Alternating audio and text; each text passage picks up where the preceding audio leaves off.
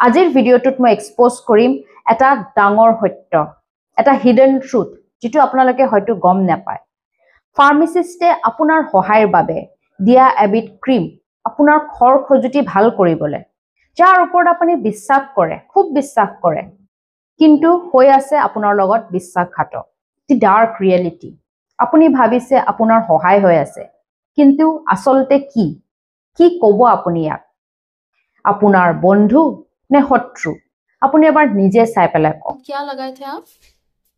डेरोबिन बोला हूँ। डेरोबिन तो डॉक्टर ने नहीं दिया होगा आपको? नहीं ना, नहीं खुद से लगाए थे ना? এইটো মাত্ৰ এটা উদাহৰণ। মানুহগৰাকীৰ হৈছিল খৰ, তেওঁ লগাইছিল ডেৰবিন, নিজে লগাইছে বুলি কৈছে, কিন্তু নিজে মানে কি?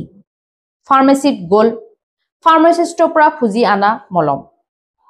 কিন্তু প্ৰশ্ন হৈছে ইয়াত যে ফাৰ্মাচিষ্টে দিয়ে কিয় দিলে? তেওঁ হয়তো নিজে সাজেষ্ট নাই কৰা ডেৰবিন, কিন্তু কোনোবাই খুজিলে বুলিয়ে দি দিবনে? টি মলম কোনোবাই যদি গৈ পেলাই খুজে, বিচাৰে, ফাৰ্মাচিষ্টে কিয় দিব? প্ৰেছক্ৰিপশ্যন নোহোৱাকে কিয় দিব লাগে? এয়া ভাল কৰিছে নে বেয়া কৰিছে? আপুনি কমেণ্ট কৰি জনাওক যে অকল ডেৰবিনে নহয়, এনেকুৱা হাজাৰটা মলম আছে, আৰু ইয়াৰ ভিতৰত আপোনাক কোনটো মলম হয়তো আপোনাৰ ফাৰ্মাচিষ্টে কেতিয়াবা আপোনাক দি পাইছে খৰ খজুতিৰ বাবে। কমেণ্ট কৰি মোক জনাওক সোনকালে। খৰ বা সাধাৰণ ভাষাত আমি টিনিয়া বুলি কওঁ, এটা ফাংগাল ইনফেকশ্যন, ফাংগাছে কৰা এটা স্কিনৰ বেমাৰ। দেখাত এইটো ৰিং শ্বেপ বা কইনৰ দৰে হয়, গোল গোল, খুব খজুৱাই, ৰঙচুৱা পৰে, কেতিয়াবা ইনফ্লেমড লাগে। আৰু এয়া দেখি পেলাই আপুনি ফাৰ্মাচিষ্টৰ ওচৰত দৌৰে। প্ৰথমতে আপোনালোকে ডক্টৰৰ ওচৰত নাযায় বেছিভাগ মানুহে, আৰু ফাৰ্মাচিষ্টে আপোনাক দি দিয়ে এটা মেজিকেল ক্ৰীম। সেই মেজিকেল ক্ৰীমৰ কি আছে আপোনালোকে পটককে নোচোৱাকে সেইটো লগাবলৈ ধৰে। ইনিচিয়েলি এই ক্ৰীমটোৱে হয়তো আপোনাৰ খজুতি, ৰঙচুৱা ভাৱ, এই ইনফ্লেমেশ্যনটো যে হৈ আছে সেইটো কমাই দিব, আৰু আপুনি ভাবে যে আপোনাৰ ইনফেকশ্যনটো লাহে লাহে ভাল হৈ আছে। কিন্তু এইটো কিয়ৰ নহয়। এই মলমটোৱে আপোনাৰ ফাংগাছটো মাৰি নেপেলায়। ইনফেক্ট এইটো ভিতৰে ভিতৰে আৰু গ্ৰ' কৰাই আছে আৰু বহাই আছে। It's not cure, it's masking. কি হয়, কেইদিনমান পূৰ্বে আকৌ এই ফাংগাছটো ওলাই পৰে, আৰু আপোনাৰ আকৌ ফাংগাল ইনফেকশ্যন বা খৰ হোৱা আপুনি দেখা পাব। কিন্তু এই চাইকেলটো কণ্টিনিউ হয়। কিয় জানেনে? আপোনালোকে আকৌ ফাৰ্মাচিষ্টৰ ওচৰত যায়, গৈ পেলাই কয় যে লাষ্ট টাইম আপোনালোকে যি মলম দিছিলে সেইটো লগাই পেলাই মই ভাল পাইছিলোঁ, আকৌ সেয়া মলমে মোক দিয়ক। আৰু ফাৰ্মাচিষ্টে আপোনাক আকৌ ছেম টিউবটো দি দিয়ে। সেই টিউবটো লগাই আপুনি আকৌ ফাংগাছ গ্ৰ'টো বঢ়াই আছে। সেনেকৈ কৰি থাকোঁতে আপোনাৰ যিটো ইনফেকশ্যন, খৰ হোৱা ফাংগাছটো ষ্ট্ৰং হৈ গৈ আছে। It's getting stronger, but your skin is getting weaker days by day. Ultimately কি হয়, এই ফাংগাল ইনফেকশ্যনটো বহুত বেছি ছাডেনলি বাঢ়ি যায়, যিটোক আমি ষ্টাববৰ্ণ টিনিয়া বা টিনিয়া ইনকগনিট' বুলি কওঁ, যিটো বহুত বেছি ৰেজিষ্টেণ্ট হৈ পৰে। পটককে যেতিয়া আপুনি ডক্টৰৰ ওচৰত গৈ পেলাই যেতিয়া ৰিয়েল ট্ৰিটমেণ্ট ষ্টাৰ্ট কৰিব, সেইটো বহুত দীঘলীয়া টাইম লাগি যায়, পটককে ভাল নহয়। কাৰণ যি মলমটো আপুনি লগাই আছে সেইটোৱে আপোনাৰ লাহে লাহে ফাংগাছটো আৰু বেছিকে ষ্ট্ৰংগাৰ কৰি তুলিছে। যেতিয়া ৰিয়েল আমি মেডিচিন দিওঁ সেইটোও কাম নকৰে, ফেইল হৈ যায়। বহুতবাৰ এনেকুৱা দেখা যায়। সেইকাৰণে কি কৰিব আপোনালোকে সদায় এটা পিয়ৰ এণ্টিফাংগেল ক্ৰীম লগাব লাগে, যিটো প্ৰেছক্ৰিপশ্যন বেছ হয়। Again, do visit your doctor as soon as you can. আপোনালোকে প্ৰথমতে ডক্টৰৰ ছাজেশ্যন লৈ পেলাইহে ট্ৰিটমেণ্ট আৰম্ভ কৰিব।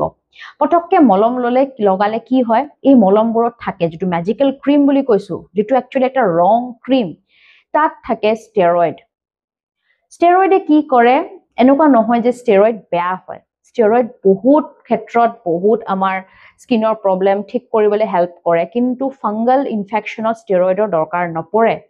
কেতিয়াবা আপোনাৰ ডক্টৰে আপোনাৰ ইনফ্লেমেশ্যনটো, যিটো খৰ হয় তাৰ লগত ইনফ্লেমেশ্যন হোৱাটো অলপমান কমাবলৈ শ্বৰ্ট টাইমৰ কাৰণে হয়তো ষ্টেৰইড দিব পাৰে, কিন্তু ডক্টৰৰ ওচৰত নোযোৱাকৈ আপুনি যদি মলম লয় ফাৰ্মাচিষ্টৰ পৰা, সেইটোতো একো ৰেগুলেট হোৱা নাই, আপুনি লগাই আছে বহুত দীঘলীয়া টাইমলৈকে লগাই আছে, তেতিয়া কি হয়, আপোনাৰ স্কিনটো পাতল হৈ যায়, আৰু ইফালে ফাংগাছটো বেছিকে ষ্ট্ৰং হৈ গৈছে।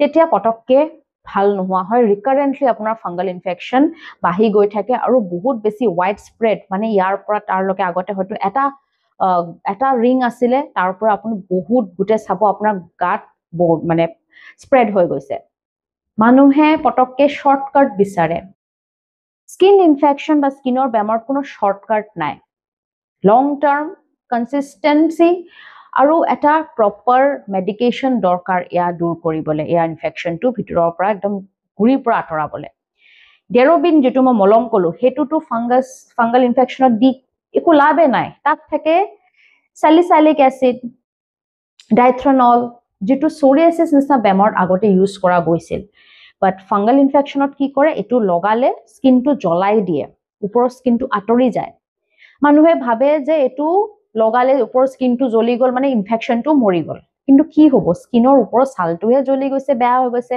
ফাংগাছটো ভিতৰত আছে এই সাধাৰণ কথাটো যদি আপোনালোকে বুজি পায় হুমকালে তেতিয়া হলে আজিকালি ইমান যে ৰেজিস্ট্যান্ট টিনিয়া হৈছে মানে টিনিয়া যেটো আমি ডেইলি পাও আমি মাহে মাহে এক মাহ ডেৰ মাহ দুমাহ ট্ৰিটমেন্ট দিও টিনিয়া ভাল নোহোৱা হৈছে খোৱা মেডিসিন লগোৱা মেডিসিন দিলেও আজিকালি ভাল নহয় আকৌ বাৰে প্ৰতি ঘূৰি আহে কিয় কাৰণ আপোনালোকে আমাৰ ওচৰলে প্ৰথমতে নাহে যেতিয়া আপোনালোকৰ স্কিনত কিবা এটা ঘা দেখা পাইছে আপোনালোকে প্ৰথমতে আমাৰ ওচৰত নহাকে আপোনালোকে ফাৰ্মাচিষ্টৰ ওচৰত দৰে আৰু ফাৰ্মাচিষ্টে ডায়াগনোসিস সদায় কৰিব নোৱাৰে ফাংগাল ইনফেকশনটো তেওঁলোকে ধৰিব নোৱাৰে হয়তো কিবা এটা স্কিনত ঘা দেখা পালে ফাংগাল ইনফেকশন বুলি ভাবি আকৌ এন্টি ফাংগাল নিদিয়ে কিন্তু আৰু বেলেগ কিবা হে কম্বিনেশন মলমহে দিয়ে কাৰণ ৰিজাল্ট পাব লাগে ফাৰ্মাচিষ্টও খুশ ফাৰ্মাচিষ্টও ভাবে যে মলমটো দিয়াৰ পিছত ৰিজাল্ট ভাল পালে আকৌ গ্ৰাহক ঘূৰি আহিব এই প্ৰক্ৰিয়াটো মানে চলি আজি এনেকুৱা দিন আহি পাইছে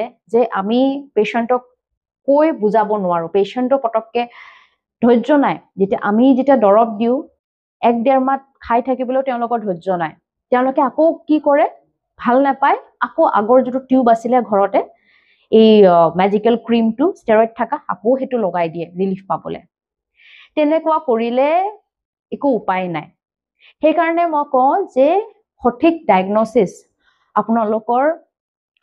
আপোনালোকে সচেতন হ'ব লাগে আপোনালোকৰ এৱাৰনেছটো বহুত ইম্পৰ্টেন্ট যদিহে এৱাৰনেছ আছে আমি টিনিয়া বা ফাংগাল ইনফেকশনৰ এগেইনষ্টত ফাইট কৰিব পাৰিম ফাংগাল ইনফেকশনৰ ওপৰত মই কেনেকুৱা সিম্পটমস কি ঘৰত আপোনালোকে কি কৰিব পাৰে ইয়াৰ প্ৰিভেন্ট কৰিবলৈ ইয়াৰ ওপৰত মই অলৰেডি এটা ভিডিও বনাইছো লিংকটো মই ডেসক্ৰিপচনত দি দিছো এটাৰ পৰা গৈ চাব পাৰে আজি মই এই ভিডিওটো বনাইছিলো এৱাৰনেছ ক্ৰিয়েট কৰিবলৈ related to fungal infection and কিছুমান ফাৰ্মাচিষ্টে দিয়া এবিউজ কৰা ক্ৰীম ফাইট এগেইনষ্ট কোৱাকাৰী আৰু অকল ফাৰ্মাচিষ্টে নহয় এনেকুৱা বহুত ক্ৰেক্স আছে আমি স্কিন ডক্টৰ নহোৱাকে কিছুমান জেনাৰেল প্ৰেক্টিশনাৰ ডক্টৰছ ফ্ৰম আদাৰ ফিল্ড অফ মেডিচিন গাঁৱত প্ৰেক্টিছ কৰা কিছুমান ডক্টৰ যাৰ ওচৰত ডিগ্ৰী নাই স্কিনৰ বা ৰিয়েল এমবিবিএছ ডিগ্ৰীও নাই তেওঁলোকেও আজিকালি এলোপেথিক মেডিচিনছ দিয়ে য'ত এনেকুৱা টাইপৰ মেডিচিন দিয়ে যেটো ৰিয়েল মেডিচিন হয় হেতু নিদিয়াকে পটককে এনেকুৱা মেডিচিন দিয়ে